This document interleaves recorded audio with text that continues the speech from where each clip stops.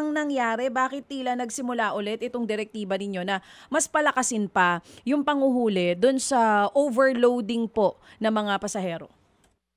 Opo, ito po DJ Chacha, Ma'am Maricel ay alinsunod po sa utos po ng ating Secretary Vince Dizon at Assistant Secretary Vigor Mendoza na nakikita po kasi natin sa ating mga daan na yung pampublikong sasakyan po ay siksikan na po yung mga pasahero. In fact, yung iba po naming nahuli, hindi na po naisasara yung mga pinto ng bus o ng mga jeep, which affects po yung pong road, yung safety ng ating mga passengers. That's why pinagigting po natin yung ating pong polisiya dito at tinawag nga po natin na anti-sardinas. Pero ang charge po natin dyan is overloading po on the part of the public utility drivers po. Oo, so hindi pala ito complaints galing po sa mga pasahero. Ito'y napansin mismo ni Sec Vince. Utos niya po ito. Opo, ma'am. Before naman po niyan, meron naman na po talaga tayong nahuhuli.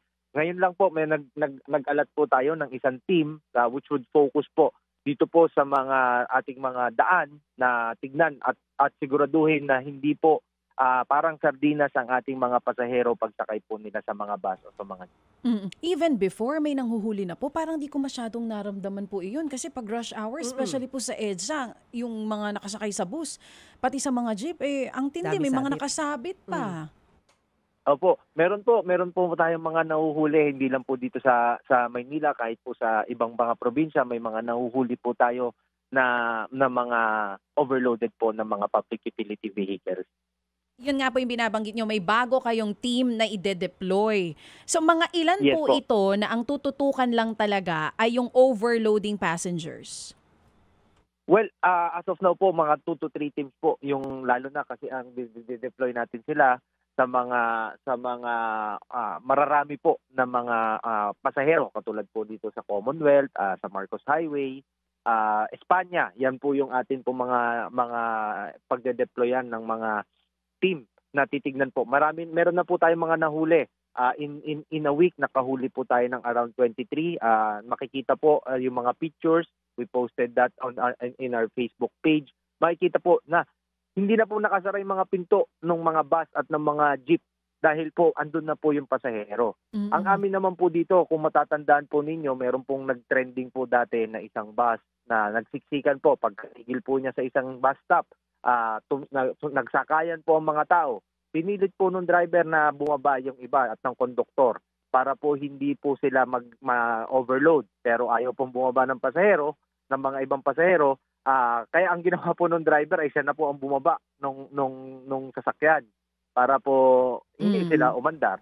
Oo. Pero paano pong sistema po natin dito sa penalties? Kasi sa mga balita ang sabi, posibleng makansela ang prangkisa. Mga ilang beses po yun bago mangyari yon, at kapag unang beses pa lang na mahuli na sobra yung sakay mo, paano pong penalty doon?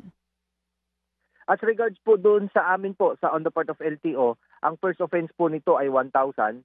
Tapos tumataas po ang fine every offense. As regards naman po doon sa franchise, dito po sa LTFRB po yon, kasi breach of franchise din po yon. So i-hear po nila yon kung dapat bang suspindihin or kanselahin ang mga franchise po ng mga ire-report namin or makikita rin po nila na mga nagva-violate sa overloading. Pero ilang beses nahuli? First offense 1,000. Ilang beses dapat mahuli po ang isang sasakyan bago makansela yung prangkisa?